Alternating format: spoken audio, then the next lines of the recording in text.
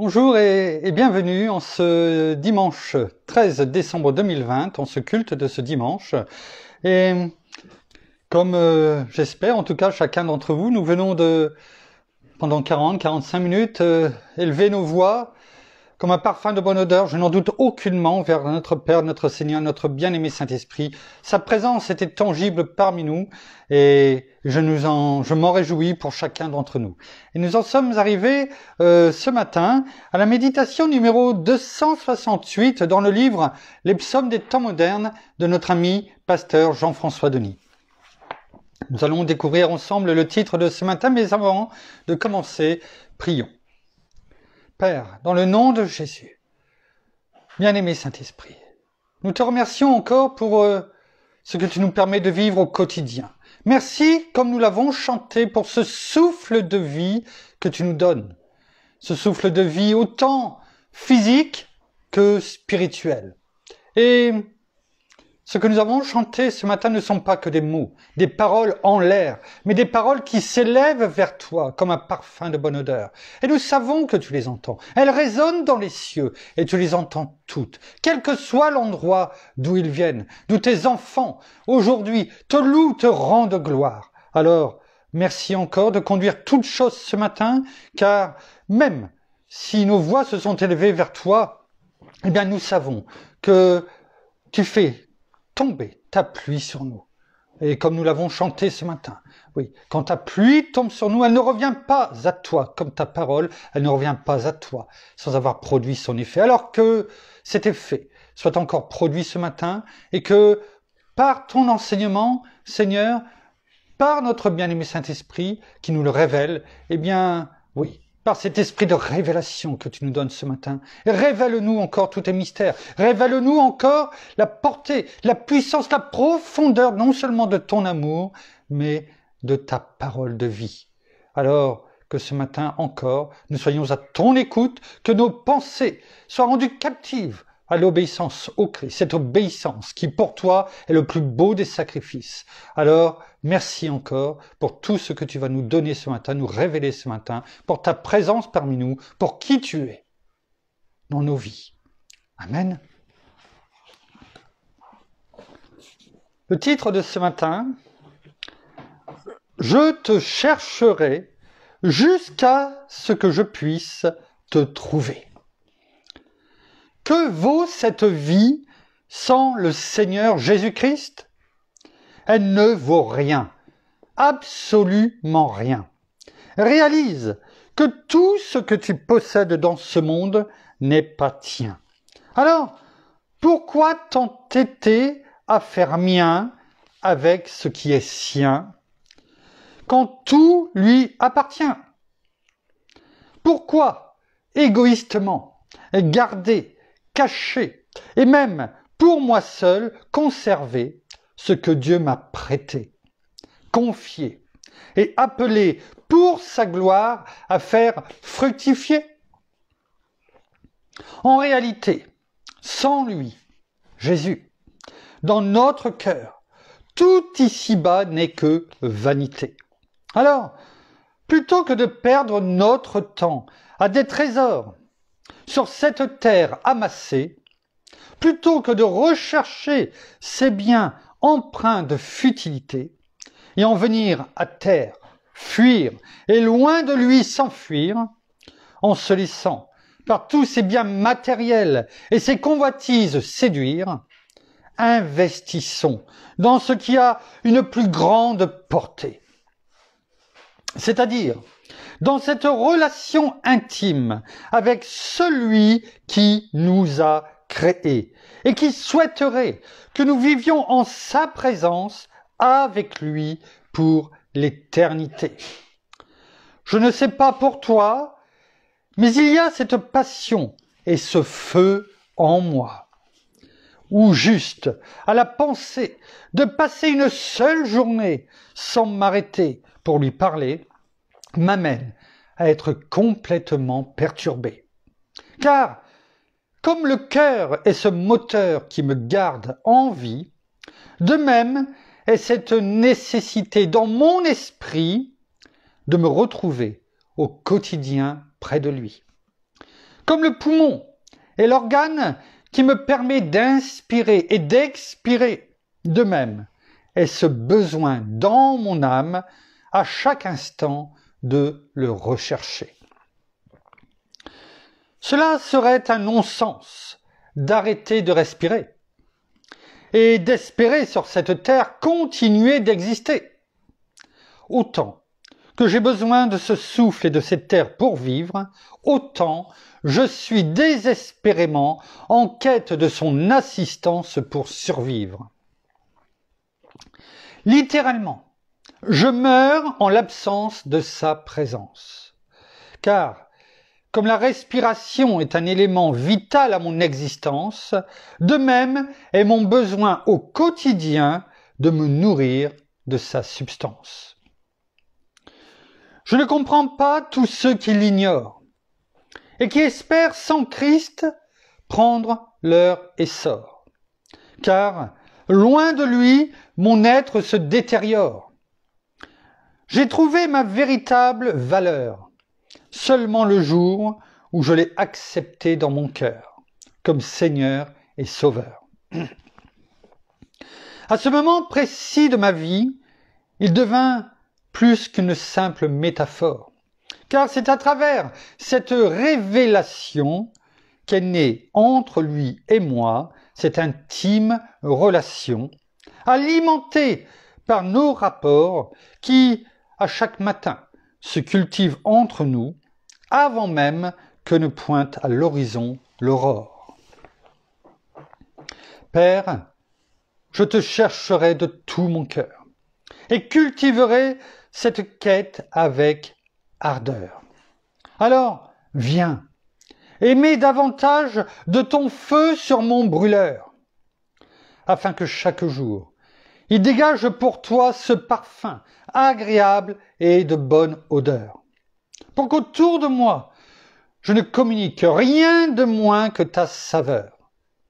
Alors, embrase-moi, et que par ton esprit, tu consumes ma vie, pour faire davantage de la place au grand je suis. Jésus, pour moi ta présence est absolument vitale, car sans elle, ma vie devient infernale. C'est pourquoi je la recherche avec tant d'intensité, car mon âme en dépend pour un jour dans l'éternité te rencontrer. Alors je t'en supplie, qu'à travers cette relation personnelle, tu puisses venir enflammer par ton esprit mon autel, afin que tous puissent venir voir en moi seulement toi. La vie sur cette terre trouve tout son sens uniquement lorsque nous déposons notre arrogance et que nous nous engageons avec allégeance à mettre en toi, Jésus, toute notre espérance. Merci Père, merci Seigneur, merci bien-aimé Saint-Esprit pour ce rappel tout simplement de qui tu es. En nous, dans notre vie, notre Créateur, celui à qui tout appartient. Comme on l'a déjà rappelé, il est écrit dans 1 Chronique 29, à partir du verset 10, lorsque David et tout le peuple que notre Père, que Dieu, l'Éternel, a confié à David, le peuple d'Israël, eh bien, on fait monter, oui, cette prière. Il y a plus de 3000 ans, pour dire et rendre gloire à notre Père en lui disant que tout appartenait. Et ce qui a été dit il y a 3000 ans est toujours d'actualité dans nos vies aujourd'hui. Cela n'a pas changé. Tout lui appartient, absolument tout. Tout ce que nous lui redonnons, en croyant que c'est simplement, comment dirais-je, une offrande. Oui, bien sûr, c'est une offrande, mais c'est lui qui nous la donne, afin que nous lui redonnions. Et bien souvent, cela est éloigné de notre esprit. Alors, Pasteur Jean-François nous laisse une référence ce matin qui se trouve dans Job, chapitre 33, verset 4. Et sans plus tarder, nous allons l'apprendre et voir ensemble le thème que que notre Père, que notre Seigneur, que notre bien-aimé Saint-Esprit, dans le nom de Jésus, veut nous révéler, nous enseigner ce matin. Nous allons prendre, donc, tout d'abord, le livre de Job, chapitre 33, verset 4. Et on se retrouve dans ce chapitre avec Éliou qui parle à Job. On a pu méditer déjà sur la réponse qu'Éliou, que le Saint-Esprit, que notre Père, comment dirais-je, a faite à travers d'Éliou pour Job. Et puis, bien entendu, dans le dernier chapitre de Job, eh bien, ce qu'il dit au niveau des amis de Job. Et donc, Dieu, comment dirais-je, parle par la souffrance, bien sûr, que Job a, mais on peut dire que à travers d'Éliou, Dieu va révéler, avertit l'être humain, lui rappelle les choses. Et donc, dans ce chapitre 33, au verset 4, il est dit, on peut même prendre à partir du verset 2, lorsque Éliou dit « Voici que j'ouvre la bouche, ma langue va parler dans mon palais, c'est la droiture de mon cœur qu'exprimeront mes discours, et c'est une science pure que proposeront mes lèvres. » Il n'y a rien d'impur avec notre Père, rien. Et ces paroles qui sortent de notre bouche à partir du moment où c'est lui qui nous les donne sont des paroles pures, de vérité. Il est écrit donc au verset 4, « L'Esprit de Dieu m'a formé, et le souffle du Tout-Puissant me fait vivre. » Alors, nous allons voir ensemble, et on va le voir dans une autre version dans la Bible en français courant. Et le thème de ce matin est, je rends grâce à notre bien-aimé Saint-Esprit qui a conduit encore une fois toute chose dans le choix des louanges. Eh bien, c'est Dieu donne le souffle de vie. Il y a deux parties en fait. Je ne sais pas si nous pourrons voir les deux parties. La première partie, c'est Dieu donne le souffle de vie. Et dans la deuxième partie, nous verrons que ce que fait aujourd'hui le Saint-Esprit. Alors, nous sommes ici, bien sûr, dans l'Ancien Testament, et Dieu, au travers d'Éliou, parle à Job, mais au-delà, à tout être humain, et nous avertit, nous rappelle qu'il donne la vie. Alors, en français courant, la même référence, verset 3, verset 2, j'ai quelque chose à dire, et je vais l'exprimer. Je tiens à te parler en toute honnêteté, et je ne te dirai que la vérité pure. Ne peut sortir de notre bouche que l'honnêteté, la vérité pure. Déjà, normalement, la vérité, c'est la vérité. Mais là, il est bien spécifié. La vérité pure. Je regardais, voilà, même en version Colombe. Dans les autres versions, c'est pareil, c'est la vérité pure. C'est comme si qu'on disait en vérité, en vérité. Normalement, la vérité, elle est pure. Elle n'a pas de, qu'on dirais-je, d'arrière-pensée. On te dit la vérité et il n'y a rien d'autre. Il n'y a pas un soupçon, une once de mensonge ou d'arrière-pensée. Et au verset 4, c'est écrit, c'est par l'Esprit de Dieu que j'ai été créé. L'Esprit de Dieu que j'ai été créé. C'est le souffle du Dieu très grand qui me fait vivre. Voilà ce que nous dit la parole dans Job 33, verset 4. Alors, remontons un peu le temps et voyons ce que la Genèse. La Genèse, bien entendu, chapitre 2, versets 7 et 8, nous dit à ce sujet. On va déjà la prendre en version Colombe, avant de le prendre en nouvelle, en français courant. Il est écrit « L'Éternel Dieu forma l'homme de la poussière du sol. Il insuffla dans ses narines un souffle vital. Et l'homme devint un être vivant. » On voit déjà que sans ce souffle insufflé dans les narines de l'homme, eh bien il n'y aurait rien eu. Il est bien spécifié un souffle vital. Quand c'est vital, c'est qu'il n'y a pas le choix. Si on ne le fait pas, c'est fini. C'est terminé. Il n'y a plus rien derrière.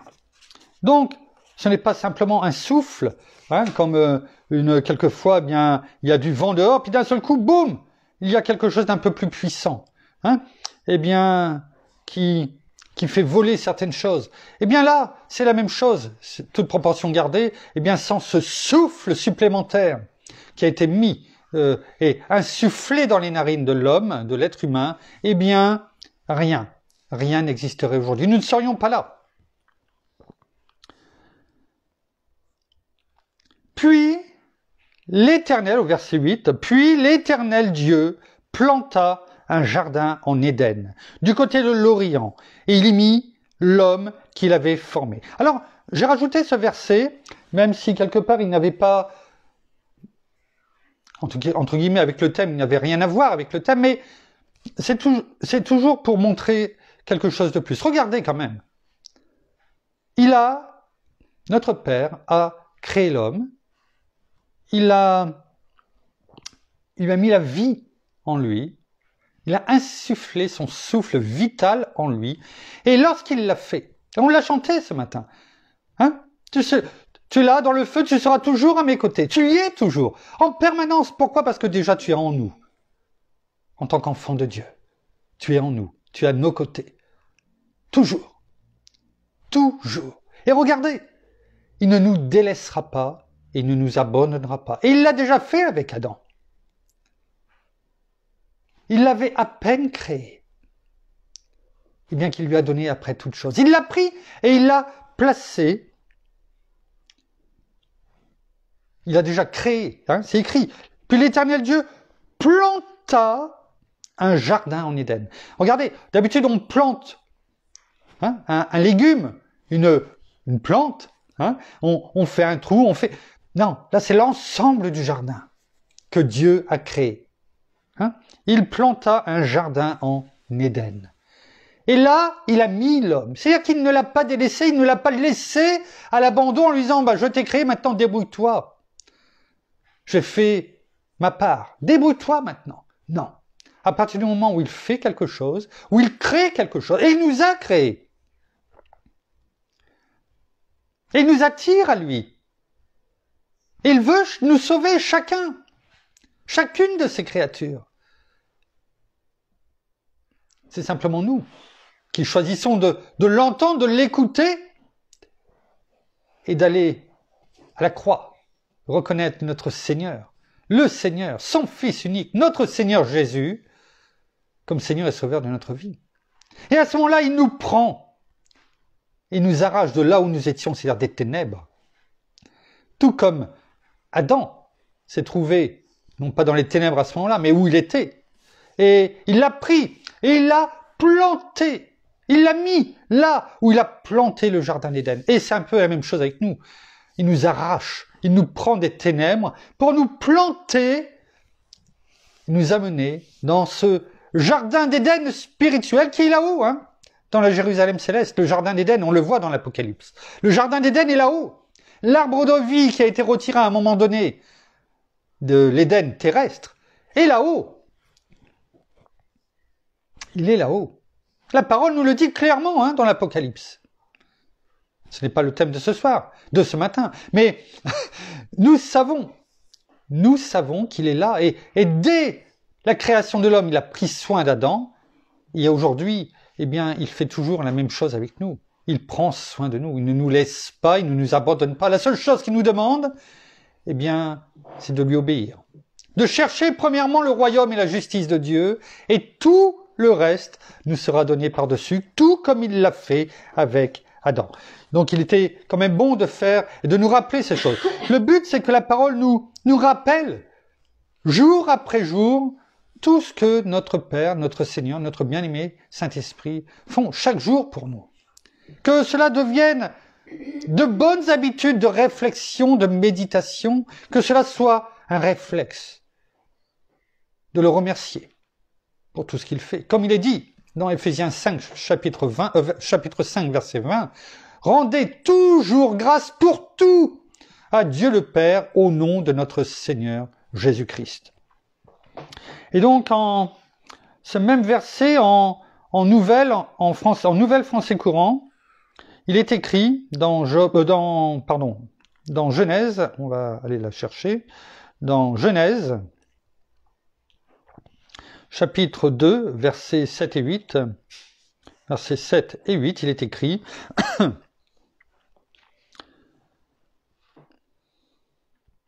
Le Seigneur Dieu prit de la poussière du sol et en façonna un être humain. » Voilà, il a façonné Adam, tout comme il nous a façonnés.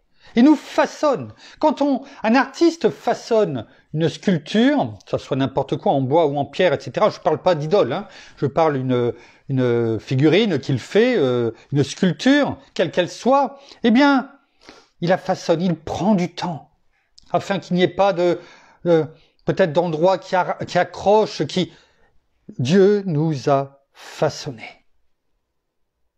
Et c'est ce qu'il fait avec chacun d'entre nous. Il nous façonne en permanence de notre création dans le sein de notre mère jusqu'à ce qu'il nous rappelle à lui. Il continue à nous façonner au quotidien et c'est ce qu'il fait, en tout cas avec chacun d'entre nous. Puis, il lui insuffla dans les narines le souffle de vie et cet être humain devint vivant. On ne peut être vivant que par ce souffle de vie qu'il nous donne. Et nous allons voir, si on a le temps de tout voir aujourd'hui, eh bien que ce ne suffit pas. Il ne suffit pas aujourd'hui pour être vivant selon la volonté de Dieu, sa volonté, simplement par ce souffle de vie qui nous insuffle dans nos narines. Dans Ézéchiel,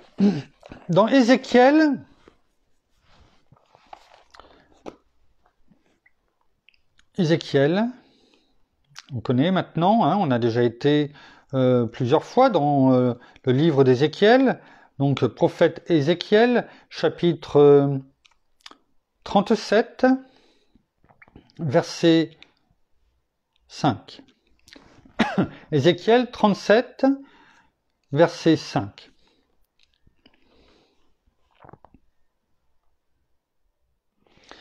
Le contexte, parce qu'il est toujours bon de ramener le verset dans ce contexte, Ézéchiel, une fois de plus, comme on peut le voir dans le chapitre 3, très beau chapitre 3 d'Ézéchiel, il a été à nouveau transporté, à mon avis, dans la même vallée qu'il avait été transporté au chapitre 3. Donc dans ce chapitre 37, c'est la même chose. Il est transporté en esprit, en vision dans cette vallée.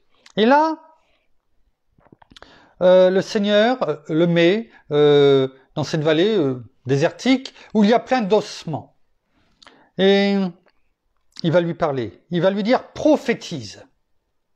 Il va lui donner les paroles et il va lui dire « prophétise ». Et voilà ce qui est écrit. Alors on va le prendre en parole de vie et en français courant. En parole de vie, il est écrit « Voici ce que le Seigneur Dieu vous dit. Je vais faire venir en vous un souffle de vie et vous vivrez. » Voilà ce que Ézéchiel prophétise sur ces ossements qui sont devant lui. Entre nous, mettons-nous à la place d'Ézéchiel. On nous transporte en vision, en esprit, devant un tas d'ossements. Et le Seigneur nous dit, je vais faire venir, prophétise, je vais faire venir en vous un souffle de vie et vous vivrez. Continue, après les nerfs, la peau, etc. Et vous voyez, je vous parle de cela, et en même temps que je vous lis ce verset, ça ne m'était pas venu à l'esprit auparavant, eh bien cela me rappelle un partage que j'ai dû faire il y a 2 jours. Peut-être hier, mais je crois pas, non, il y a 2 jours. Sur le mur Facebook, allez regarder, il y en a un petit peu moins ces temps-ci parce qu'on fait quand même beaucoup de choses à côté, mais bon, je prends quand même le temps de partager chaque jour. Et vous voyez comme quoi il n'y a aucun partage qui ne se fait par hasard, tout est conduit. Merci Seigneur, merci Père, merci bien-aimé Saint-Esprit. Eh bien, cette image reflétait complètement en fait ce que je vous lis de la parole et ce qui nous est donné dans ce verset. On voyait un squelette et on voyait ce squelette se mettre debout, Hein, donc il y avait 4 images, ou 4 ou 5 images, et on le voyait allongé en tant que squelette, se mettre debout, commencer à voir les nerfs, la peau, etc. Et puis ça devenait un homme, et cet homme se penchait et se finissait par se mettre à genoux. Un être humain comme nous. Allez voir cette image. Je l'ai partagée, je crois, il y a 2 jours, ou 3 jours, peut-être, ou plus. Allez voir. Et je ne savais pas que, en la partageant, eh bien, j'allais lire ce verset-là. Hein, j'ai regardé la méditation hier en fin de journée. Je ne savais pas ce que j'allais vous dire aujourd'hui. Et c'est tout à fait cela. Merci, bien-aimé Saint-Esprit. Merci. Cela aussi nous représente. Bien sûr, dans ce chapitre et dans ce verset, il était prophétisé notamment pour le peuple d'Israël qui avait été, comment dirais-je, qui allait être complètement dispersé vers, comment dirais-je, l'an 40, enfin bon, je dirais l'an 60, 70, qui allait être après la destruction qui avait été prophétisée, annoncée par notre Seigneur Jésus, donc la destruction de l'ensemble de Jérusalem et puis du temple, etc. Donc par, comment dirais-je, le peuple romain. Et là, pour éviter la persécution, le peuple d'Israël les Juifs ont été dispersés partout à travers le monde. Partout à travers le monde. Et là, au travers bien sûr de cette vision, eh bien, il veut dire, eh bien, à un moment donné, le peuple d'Israël, non seulement va être ramené, rappelé à la vie et ramené dans son pays. Ce qui a été fait au XXe siècle. Hein, lorsque Israël, en une journée, a été créé, et petit à petit, les Juifs ont été rappelés à la vie et sont petit à petit revenus repeupler Israël. Donc bien sûr, c'est à cela qu'il est fait allusion, mais c'est également à nous. Hein, au travers, par exemple, de cette image que je vous ai partagée tout à l'heure de ce squelette qui revenait à la vie et qui finissait par être à genoux, ça nous représente nous aussi, ce squelette que nous étions, ce mort vivant, moribond, ce zombie, si je puis m'exprimer ainsi, qui était dans les ténèbres et qui a été ramené à la vie et qui a été transporté. Qui a été ramené, rappelé, et que par arraché des ténèbres pour être planté dans ce royaume de vie et de lumière qui est notre Seigneur, notre Père, le royaume de Dieu, eh bien, nous sommes revenus à la maison. Toute parole est bonne pour enseigner, pour reprendre, pour élever, pour éduquer. En ce même passage, en français courant, il est écrit, verset 5, « Voici ce que le Seigneur Dieu vous déclare, je vais vous réanimer et vous reprendrez vie. » Quand on réanime quelqu'un, c'est que la personne, et il y en a qui connaissent, hein, bien sûr, ceux qui travaillent dans le domaine médical notamment, eh bien, voilà, quand la personne n'a plus de souffle de vie et qu'il est pratiquement terminé, c'est pratiquement la mort, hein, eh bien,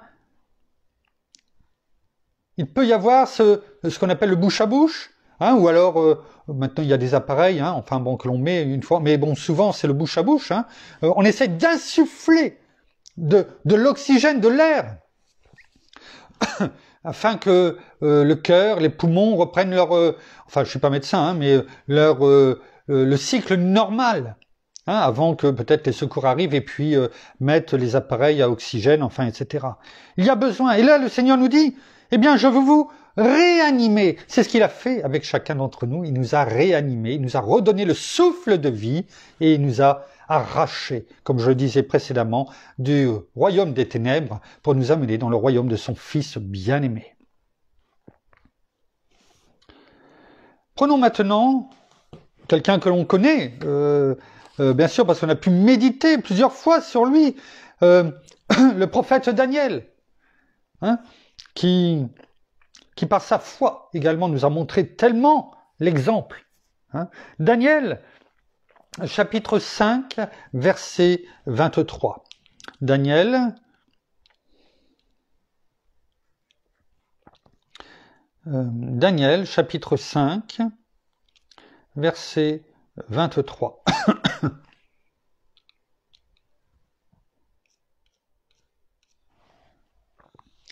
Daniel, chapitre 5, verset 23. Il est écrit, on va le prendre déjà en version colombe. Et là, il parle à, comment dirais-je, à Belchazzar. Belchazzar qui était le fils, alors certains disent le petit-fils, bon, restons sur ce que, on n'est pas là pour faire de la théologie. Pour moi, c'est, selon ce qui est écrit dans la parole, c'est son fils, le fils de Nebuchadnezzar. On connaît bien Nebuchadnezzar, comment il a été frappé, je dirais, par Dieu, amené pendant plusieurs années à vivre comme un animal et ramené à son trône élevé afin qu'il rende gloire au Dieu très haut, au Dieu de Daniel. Et Daniel lui avait prophétisé ce qui allait lui arriver. Et Belchazzar, son fils, a vécu tout cela. Il a vu combien Dieu était grand. Combien on ne pouvait pas rivaliser avec Dieu. Pourtant, son père, Nebuchadnezzar, était l'empereur, un empereur. Sûrement tyrannique, on va dire même un dictateur, parce que on l'avait poussé à créer des statues tellement hautes. Il a rempli d'orgueil. D'où le pourquoi de l'intervention de notre père. Mais Belchazzar a vu tout ce qui s'est passé. Il peut pas dire je ne connais pas Dieu, je ne connais pas sa puissance, sa force. Et pourtant, malgré tout ce qu'il a vu, eh bien Daniel lui dit, alors on avait parlé du verset 23, on va prendre même à partir du verset 22, où il est très court. Et toi, Belchazzar, Daniel lui dit, et toi, Belchazzar, son fils, donc le fils de Nebuchadnezzar, tu n'as pas humilié ton cœur, quoique tu aies connu tout cela, tout ce qui s'est passé. Il lui dit au verset 23, « Tu t'es élevé contre le Seigneur des cieux, tu as fait apporter devant toi les vases de sa maison, et vous avez bu du vin, toi et tes grands, tes femmes et tes concubines. » N'oublions pas que, comment dirais-je, le peuple était toujours en déportation à Babylone. Le peuple d'Israël, bien sûr, mais également tout ce qui était dans le temple. Qui a été détruit, et tout ce qui était dans le temple, eh bien, tous ces objets qui étaient pour la gloire de Dieu, eh bien, avaient été ramenés à Babylone. Et c'est ce qu'il dit. Tu as fait apporter devant toi les vases de sa maison, de la maison du temple de Dieu. Et vous avez bu du vin. Il les a remplis de vin. Il les a profanés. Toi et tes grands, tes femmes et tes concubines. Tu as loué les dieux avec un petit dé d'argent, d'or, de bronze, de fer, de bois et de pierre, qui ne voient pas, qui n'entendent pas et qui n'ont pas la connaissance, et tu n'as pas glorifié le Dieu qui a dans sa main ton souffle et toutes tes voix. N'oublions pas que Belchazzar était à la tête de l'empire. Il avait pris la succession. Et Daniel, qui, bien sûr, était à la place que Nebuchadnezzar l'avait mis, très haut placé.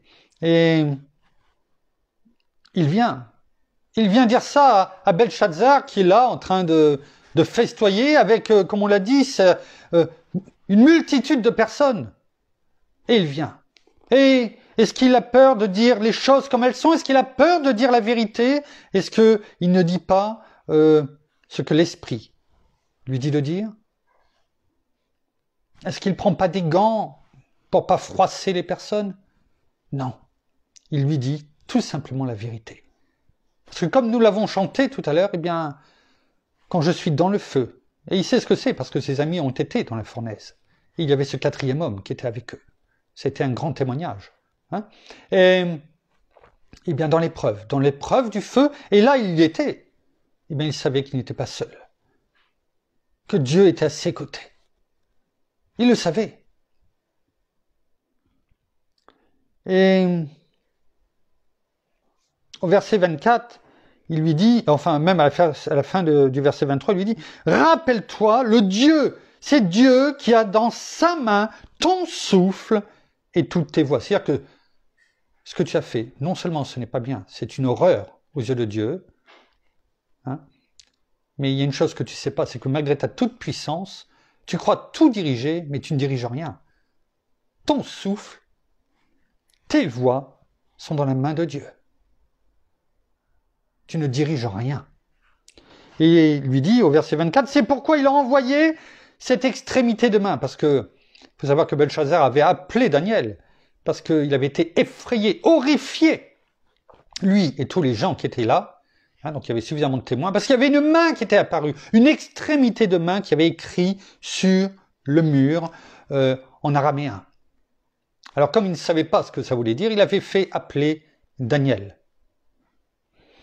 Et donc il est dit au verset 24, c'est pourquoi il a envoyé cette extrémité de main qui a tracé cette écriture.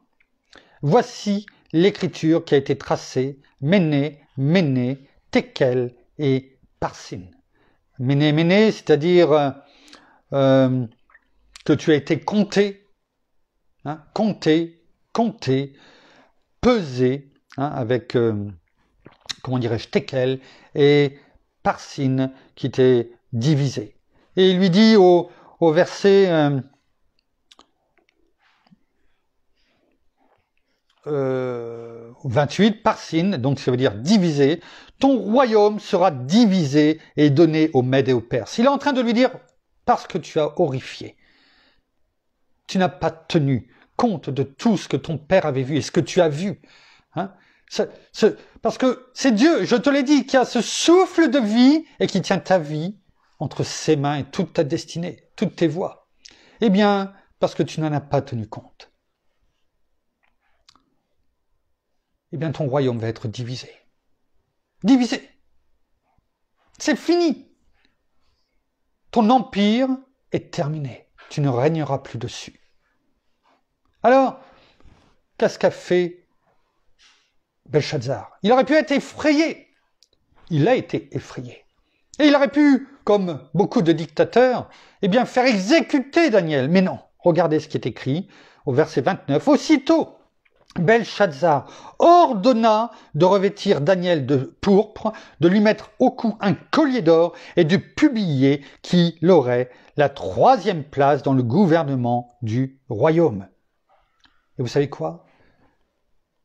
Cette même nuit, Belchazzar, roi des Chaldéens, fut tué. Et c'est Darius qui est venu ensuite, le Mède, qui reçut, comment dirais-je, la royauté au niveau de cet empire. Et Daniel a continué à être toujours là. Alors, non seulement on voit que, outre le souffle de vie, toute notre destinée est dans les mains de Dieu. Que l'on soit à notre place, là où on parle, ou que l'on soit un grand, qui peut-être se croit supérieur à tout. Non. On le voit, encore une fois, un exemple. N'ayons pas peur de dire les choses, à partir du moment où c'est la vérité qui nous est donnée par Dieu. Il nous donne ce souffle de vie, mais il ne nous le donne pas non plus simplement pour que nous vivions et que nous passions comme un pèlerin, comme un campeur, je dirais presque, sur cette terre, allant d'endroit à un endroit, et finalement en ne le servant pas, en ne le remerciant pas. Tous les jours de notre vie pour ce souffle de vie. Alors on peut le remercier, lui dire merci, et puis aller vaquer à nos occupations où on peut utiliser aussi le temps qui nous est donné. Comme Daniel le faisait, il vaquait à ses occupations, mais également, eh bien, il travaillait. Il travaillait et surtout, il louait. Il disait toujours la vérité. En français courant, dans la Bible, en français courant, ce verset 23, il est écrit « Tu as défié le Dieu du ciel, lorsque tu as fait apporter les coupes sacrées venant de son temple, et que vous en êtes servis pour boire du vin, toi, tes hauts fonctionnaires, tes femmes et tes épouses du second rang. De plus, tu as chanté les louanges des dieux avec un petit 2, d'argent et d'or, de bronze et de fer, de bois et de pierre. Des dieux qui ne voient rien, n'entendent rien et ne savent rien. Mine de rien, il fait un clin d'œil également avec tout ce qui se passe aujourd'hui dans ce monde. Hein. Tous ces petits dés faits de bois, de fer, etc., de la main d'homme, qui ne voient rien, qui ne savent rien. La parole nous le dit, hein. Ça ne sert à rien de faire ça. Et pourtant, tu bois, tu rengroies, tu te mets à genoux, tu fesses-toi, mais elles ne peuvent rien faire, elles ne t'entendent pas, elles ne peuvent rien faire pour toi.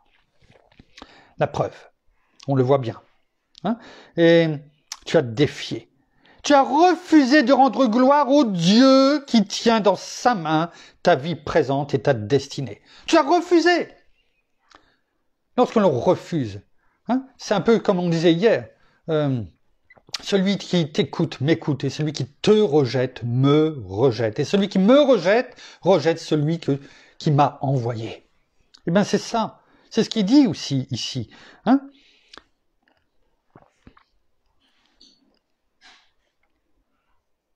Il l'a rejeté. Il l'a rejeté. On ne peut pas refuser et rejeter Dieu ou notre Seigneur et vouloir continuer à vivre sa vie comme on le veut, en profanant, en s'agenouillant et en croyant que on a la vie éternelle. Ouais. Regardons maintenant ce qui est dit dans le livre des Actes, Acte 17.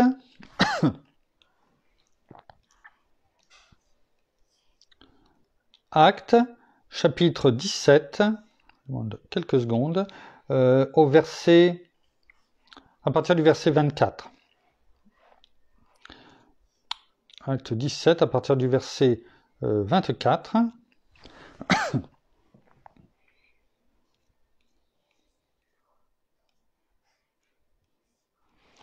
Acte 17, à partir du verset 24. Là,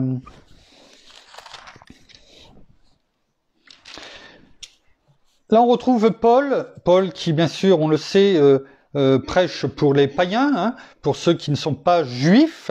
Et là, il se retrouve à ce moment-là, dans le chapitre 17 du livre des Actes, il se retrouve à Athènes et il va parler au milieu de l'aéropage, c'est-à-dire une arène où les philosophes, les gens de la haute, entre guillemets, pas que, mais écrivains, artistes, etc., venaient pour discuter des philosophie, théologie, etc., etc.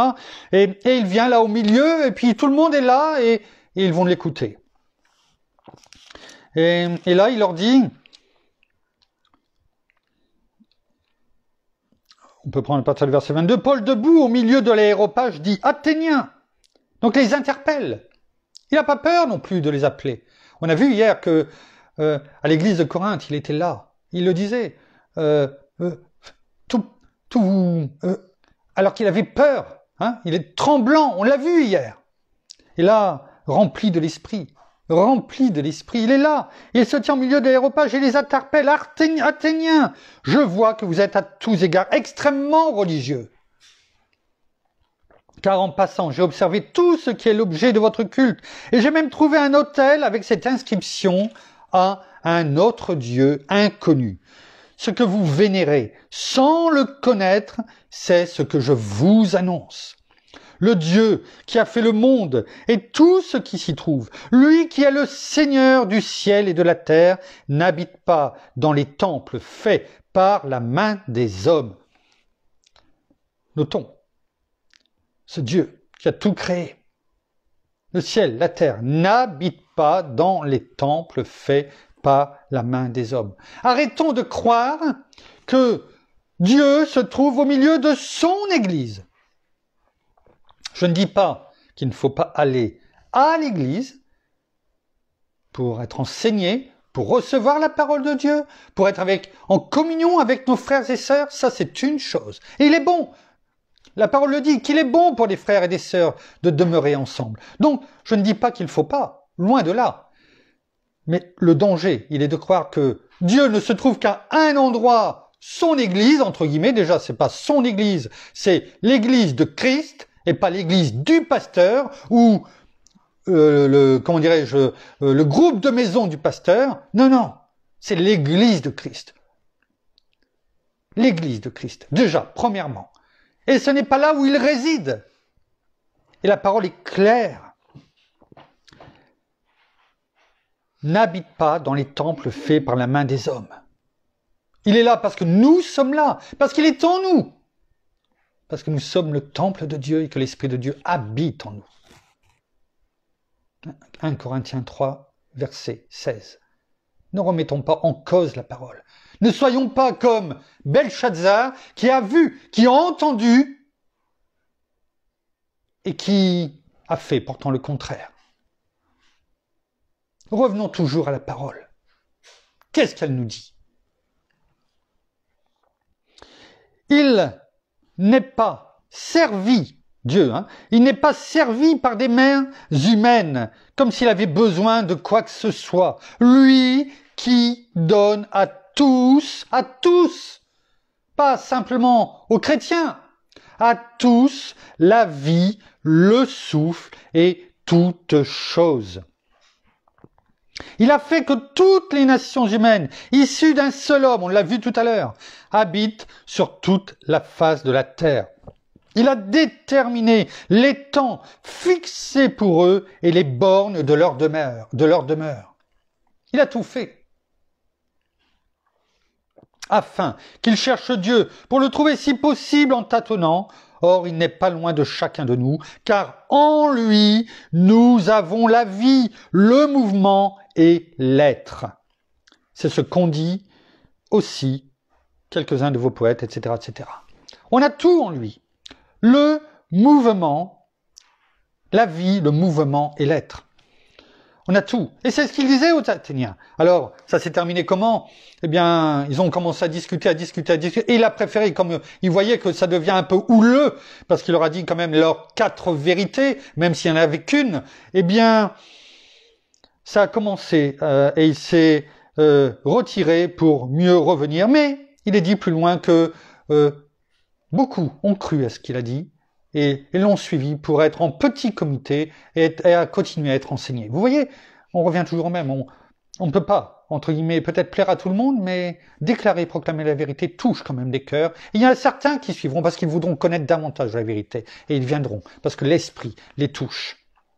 Et ce même verset, en Nouvelle Français courant, il est dit « Dieu qui a fait le monde et tout ce qui s'y trouve est le Seigneur du ciel et de la terre, et il n'habite pas dans les temples construits par des mains humaines.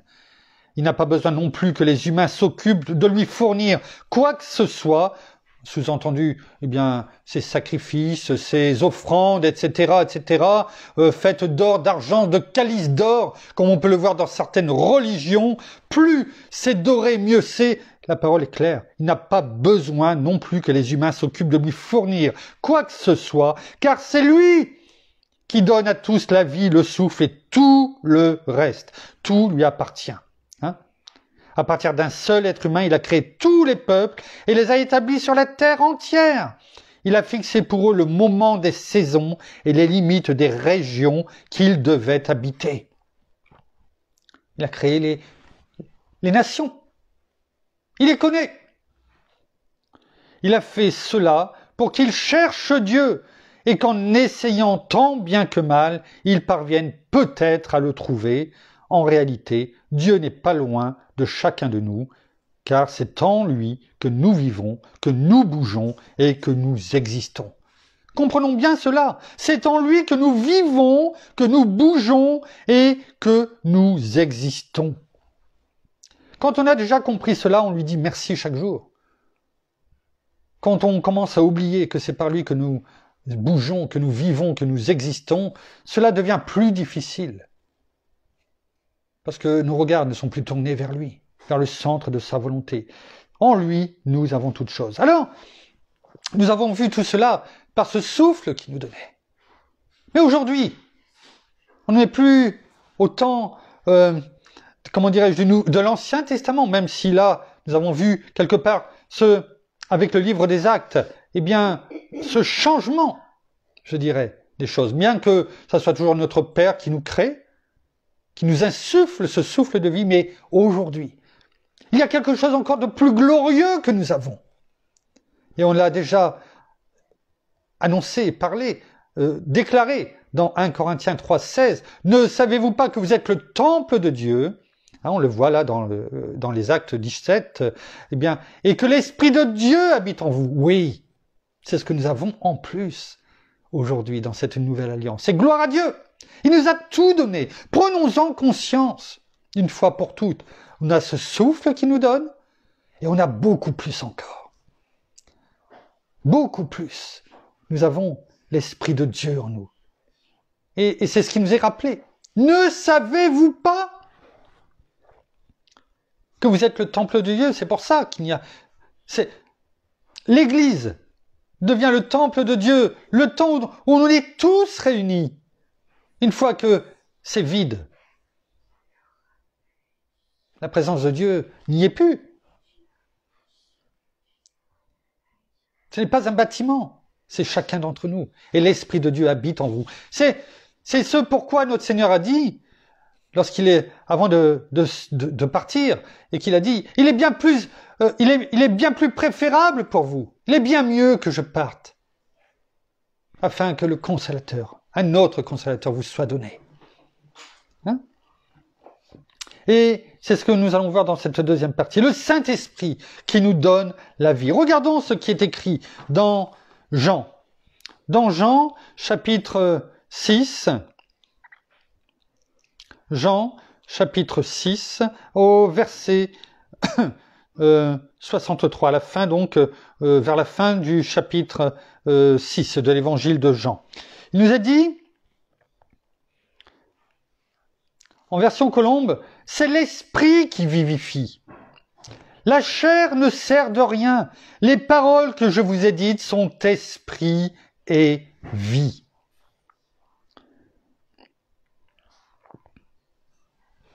Ce verset est formidable. Regardons comment la parole nous le dit en Nouvelle Français courant. C'est l'Esprit de Dieu qui donne la vie. L'Esprit de Dieu, ne savez-vous pas que vous êtes le temple de Dieu et que l'Esprit de Dieu habite en vous? Donc, en Nouvelle Français courant, il est écrit, c'est l'Esprit de Dieu qui donne la vie. L'être humain, par ses propres forces, ne peut le faire. Tu ne peux pas donner la vie par tes propres forces. Ce n'est pas possible. Tu pourras y mettre toutes tes forces, eh bien, à partir du moment où ce souffle de vie n'est pas donné, tu ne pourras rien faire. Les paroles que je vous ai dites sont esprit et vie. Et en parole de vie, ce même verset, voilà ce qui est dit, ce qui est écrit. C'est l'Esprit Saint qui donne la vie. Voilà ce que, dans cette nouvelle alliance, ce qui nous a été donné. Ce nouveau consolateur. Cet autre consolateur. Le Saint-Esprit. Que le Père vous a donné en mon nom. Voilà ce que notre Seigneur lui-même nous a dit. Eh bien, c'est l'Esprit Saint qui donne la vie. Et au-delà, qui nous enseigne et qui nous rappelle tout ce que notre Seigneur veut nous rappeler, veut nous dire. L'homme, tout seul, ne peut rien faire. Les paroles que je vous ai dites viennent de l'Esprit Saint. C'est lui qui rappelle toutes choses et qui nous enseigne toutes choses. Et elle donne la vie. Elle donne la vie. Au début du verset 64, il est dit, mais parmi vous, il y en a qui ne croient pas. Vous voyez, on revient toujours. Si on ne croit pas, eh bien, il y aura toujours cette barrière. Cette barrière qui fait que, sans la foi, nous ne pouvons lui être agréables. Et si on n'est pas agréable à Dieu, eh bien, ça veut dire que on est soit tiède ou on est froid, qu'on le rejette. Parce que c'est par la foi qu'on reçoit notre Seigneur, qu'on est attiré à lui. C'est par la foi qu'on le reconnaît comme fils de Dieu. C'est par la foi qu'on reçoit son Saint-Esprit. Parce que rien d'impur ne peut cohabiter avec Dieu. Et si nous ne sommes pas totalement dans la foi, on ne peut pas recevoir. On ne peut pas recevoir tous ces mystères, toutes ces révélations. On l'a chanté ce matin. Viens, esprit de révélation. Viens souffler sur nous. Comment pouvons-nous recevoir ces révélations si son esprit n'habite pas en nous? Je veux bien prendre un petit peu d'eau. Merci. Merci.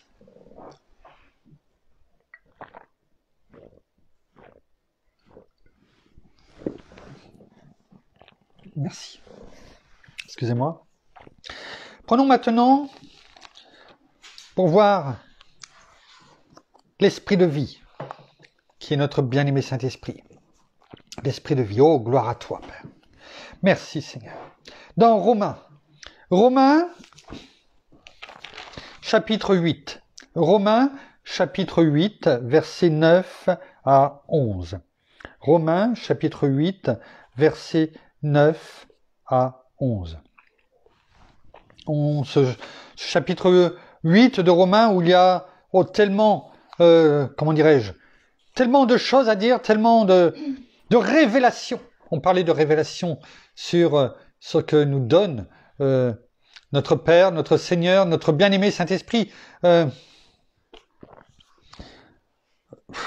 Bon, on va partir sur d'autres versets, autrement on n'aura pas le temps de finir, mais lisez ce chapitre 8, même le 6, 7 et 8, et on verra, et vous verrez que ce sont 3 chapitres formidables, même si tout dans la parole est formidable, mais pour voir qu'il n'y a plus de condamnation, que nous sommes morts au péché. Donc, dans ce Romains chapitre 8, versets 9 à 11, on voit normalement le résultat de cette nouvelle vie, ce nouveau souffle de vie qui nous est donné. On va le voir on va le lire en Nouvelle Français courant. Mais vous ne vivez pas selon la logique humaine.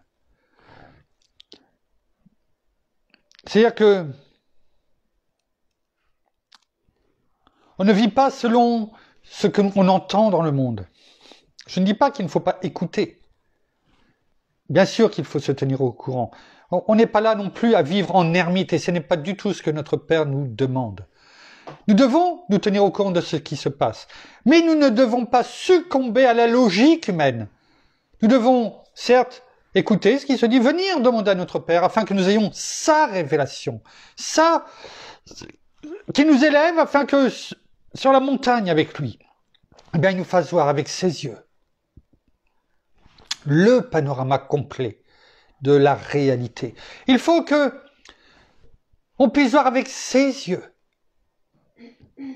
ce qui nous avons entendu et la réalité venant de Dieu. Nous ne devons pas nous laisser inculquer la peur qui vient du monde, mais voir au travers de cela plutôt comment les prédictions, ce qui est écrit dans la parole, les prophéties bibliques, se révèlent dans le monde, afin que cela nous conforte. Notre Père nous a dit, et on l'a vu lorsqu'il a créé, planté le jardin d'Éden et qu'il a mis l'homme, on l'a dit dès le départ, qu'il ne nous délaissera pas, qu'il ne nous abandonnera pas. Et il nous l'a rappelé aussi dans le Nouveau Testament. On le voit dans Hébreux 13, versets 5 et 6. Il ne nous délaissera pas, il ne nous abandonnera pas. Et donc il nous dit, mais vous ne vivez pas selon la logique humaine. vous vivez selon l'Esprit Saint, puisque l'Esprit de Dieu habite en vous. Ça maintenant, on le sait. On a médité encore il y a 2 jours dessus. La personne, écoutez bien, la parole est claire, hein. La personne qui n'a pas l'Esprit du Christ ne lui appartient pas. Je pense que tout le monde peut comprendre cette phrase. Si l'Esprit de Dieu n'est pas en nous, c'est-à-dire que si nous n'avons pas reconnu le Seigneur comme Seigneur et Sauveur de notre vie, eh bien, le Saint-Esprit ne nous a pas été donné. L'Esprit de Dieu ne vient pas en nous. Notre Seigneur, comme on a pu le méditer il y a 2 jours, on ne fait qu'un. Mais pour faire un, encore faut-il qu'on vienne à notre Seigneur. De tout notre cœur, on s'abandonne à lui. La personne qui n'a pas l'Esprit du Christ ne lui appartient pas. Si le Christ, vous voyez, c'est le si. Si, par contre, c'est le cas, eh bien regardez, si le Christ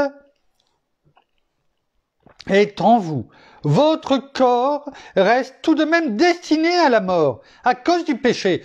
Cela ne veut pas dire que, eh bien, nous ne sommes pas comme les autres. D'accord ? Mais le souffle, vous savez ce souffle qu'on a vu tout à l'heure, tout au début.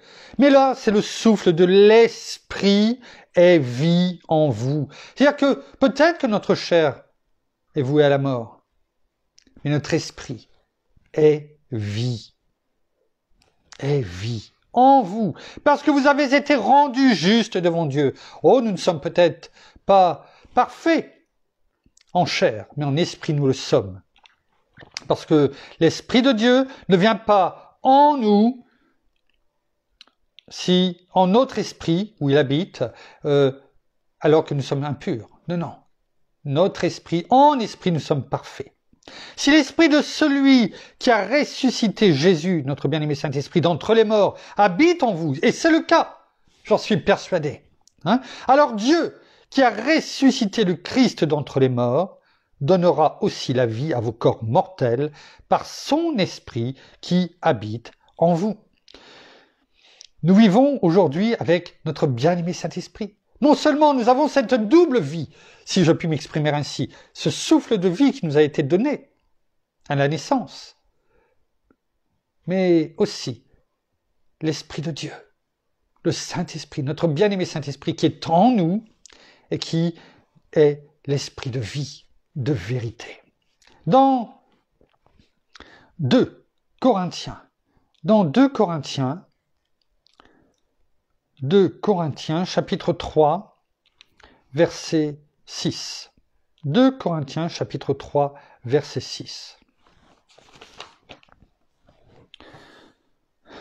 Il est écrit, on va le prendre en version Colombe et en parole de vie.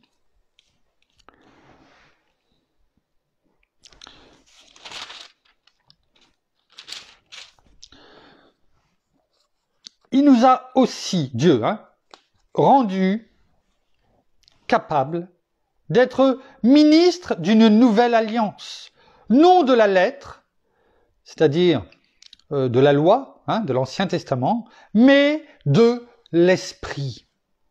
Car la lettre tue, c'est-à-dire que, eh bien, toute la loi avait été faite pour donner des limites, des règles, mais bien sûr, ces lois ont aussi amené à reconnaître et automatiquement à mettre en place, eh bien, des transgressions. Donc, c'est-à-dire des péchés, parce que c'était la parole de Dieu. Mais, il est dit de l'Esprit, car la lettre tue. Mais l'Esprit fait vivre. Et en parole de vie, il est écrit, c'est lui qui nous a rendus capables d'être les serviteurs d'une alliance nouvelle. Ce n'est plus sous la nouvelle alliance. Cela ne veut pas dire qu'elle a été bannie. Le Seigneur l'a dit, je ne suis pas venu pour abolir la loi, mais pour l'accomplir. Donc, il y a un nouveau commandement, on le sait, on l'a déjà médité. Cette alliance, cette nouvelle alliance, ne dépend pas de la loi écrite. Elle ne dépend pas de la loi écrite, mais de l'Esprit Saint. La loi écrite donne la mort, mais l'Esprit Saint donne la vie. L'Esprit Saint, c'est la parole aussi incarnée en nous. L'Esprit Saint a oint tous nos frères et sœurs qui ont écrit la parole. L'Esprit Saint a donné la vie, a ressuscité notre Seigneur Jésus. Donc, à combien plus forte raison, il ressuscite et nous donne la vie. Enfin, pour terminer, regardons ce qui est écrit dans 1 Pierre, chapitre 3, versets 17 et 18. 1 Pierre, chapitre 3, versets 17 et 18. C'est vrai que quelquefois cela peut être difficile à entendre, ou à comprendre, mais je suis persuadé que notre bien-aimé Saint-Esprit, qui nous donne vie et qui fait toutes choses en nous, et depuis maintenant 268 méditations, et même je suis persuadé bien avant, l'Esprit Saint n'a pas attendu le début des méditations pour faire son œuvre en vous, mais aujourd'hui, chaque jour, il nous nourrit de sa parole. Notre Seigneur nous insuffle par notre bien-aimé Saint-Esprit, ce souffle de vie, cet esprit de vérité qui est en nous et qui nous permet petit à petit d'être passé du lait non frelaté à cette nourriture solide. Et aujourd'hui, nous comprenons et nous sommes aptes à recevoir ces paroles. Il est écrit donc dans 1 Pierre chapitre 3 versets 17 et 18, « Mieux vaut souffrir en faisant le bien, si telle est la volonté de Dieu, qu'en faisant le mal. » Est-ce qu'il vaut mieux faire le bien ou le mal? En fait, on revient toujours à ces deux chemins. Alors oui, en faisant le bien, en disant la vérité, nous ne serons pas toujours bien perçus. Nous serons peut-être hués, montrés du doigt, peut-être. Que ça soit ici, que ça soit à l'école, peut-être pour les enfants, parce qu'on tient ferme, mais on ne peut pas aujourd'hui faire le mal. Quand on sait tout ce qu'il y a, tout ce que nous avons appris, tout ce que cela conduit, tout ce que les conséquences qui résultent de nos choix. Nous n'avons pas le choix. En ayant l'Esprit de Dieu en nous, on est conduit sur le chemin de la droiture et de la vérité. Et on doit y rester. Refuser tout compromis, toute tiédeur. Verset 18. En effet, Christ aussi est mort. Rappelons-le nous. Qu'est-ce que Christ ferait à notre place? Qu'est-ce que notre Seigneur Jésus, s'il était à notre place, que ferait-il? Est-ce qu'il leur dirait oui, bon, on peut faire une exception. C'est bon de se le rappeler, de mettre Jésus devant nous, parce que rappelons-nous que nous sommes cachés en Christ. En effet, Christ aussi est mort une seule fois pour les péchés, lui, juste pour des injustes, afin de vous amener à Dieu. Rappelons-nous aussi à la croix, lorsqu'il y a eu ces tremblements, lorsque le voile du temple s'est déchiré, lorsque les tombeaux se sont ouverts et que des morts ont été ressuscités, lorsque il y a eu ce ciel sombre, les éclairs. Même le chef qui était là des centurions a dit « Cet homme, oui, était vraiment juste. Oui, cet homme était le Fils de Dieu. »